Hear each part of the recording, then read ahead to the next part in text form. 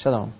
This Shabbat we are reading the Torah portion of Chayei Sara, beginning in Genesis 23, and we read of the patriarch Avraham Avinu, who comes to the city of Hevron to eulogize and mourn for his wife Sarah, and there he purchases the tomb of Machpelah, the double cave.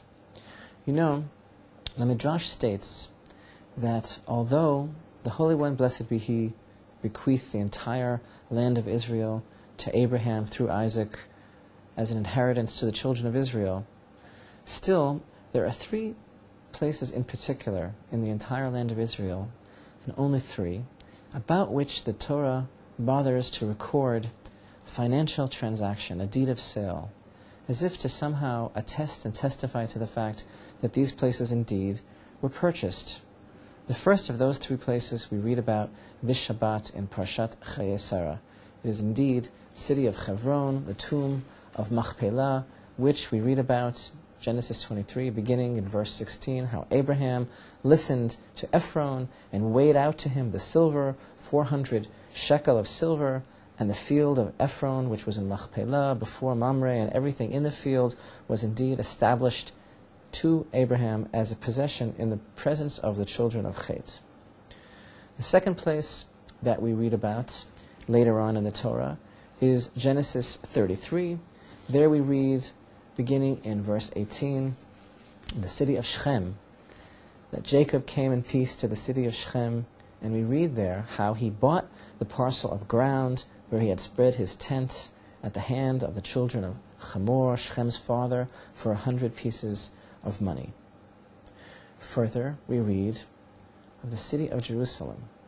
In 2 Samuel, we read of none other than the place of the Holy Temple, Mount Moriah, which King David purchased from Aravna the Jebusite. It had been the threshing floor of Aravna. Here we read that David said, "No, but I will verily buy it of you at a price. Neither will I offer burnt offerings unto the Lord my God, which cost me nothing." So David bought the threshing floor and the oxen for 50 shekel of silver.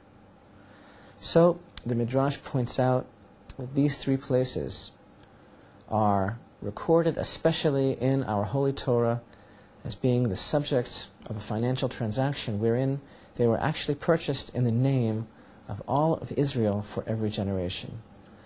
And our sages point out that the fact that the entire land of Israel was indeed promised as an inheritance for all of the children of Israel for all time. What singles out these three places? Why are these three places special? And actually the language of the Midrash tells us that in the future, in case the nations of the world would challenge Israel and make a claim against Israel and say, "You are robbers because you have taken these places, taken the land of Israel without permission," Midrash says the Torah testifies indeed that these three places were purchased. But really the question is, what's going on here? What is the symbolism? What is the power of these three places? Why are they so important for the presence and the sovereignty of the children of Israel in the land of Israel? These three places really represent the very foundation, the very character and nature of the sovereignty of the children of Israel within their land. If we look at these three places, we understand what they represent. The concept of Hevron, the first place mentioned in the Torah, in this week's Torah portion, this really represents the idea of Malchut, of kingdom. It was here that David reigned before reigning in Jerusalem. The concept of Shechem is synonymous with Torah, with the covenant the Jewish people accepted upon themselves to keep the Torah in the land of Israel. Recall that in the days of Joshua, when Israel entered into the promised land, the entire nation took upon itself a covenant and swore allegiance to uphold the Torah in the land, in the city of Shechem.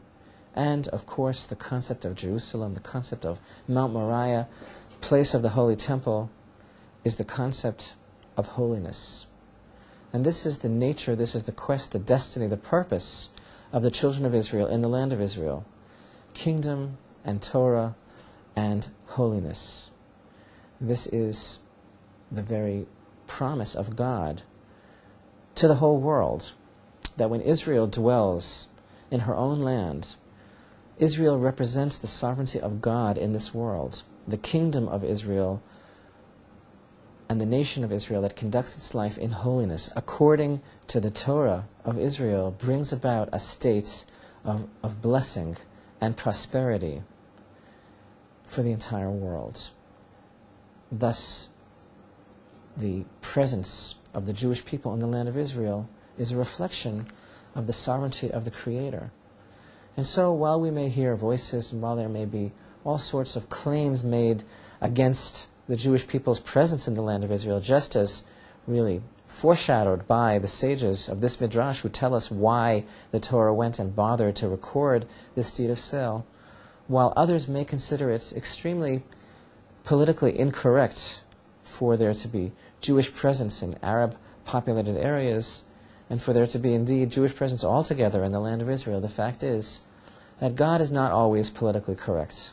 And the Torah teaches us that this three-pronged nature of the presence of the children of Israel in her own land, holiness and Torah and sovereignty, this brings about a state of excellence for the entire world because this is the will of God. So let us understand the purpose of this midrash to teach us that no matter what anyone says in any future generation, including ours, the Jewish people belong in the land of Israel, and the connection between the Jewish people and their land is a connection that is the connection of God that goes, as it were, through God, and that three-pronged connection, the land of Israel, the children of Israel, and the God of Israel together brings about a state of blessing for the entire world as the will of God.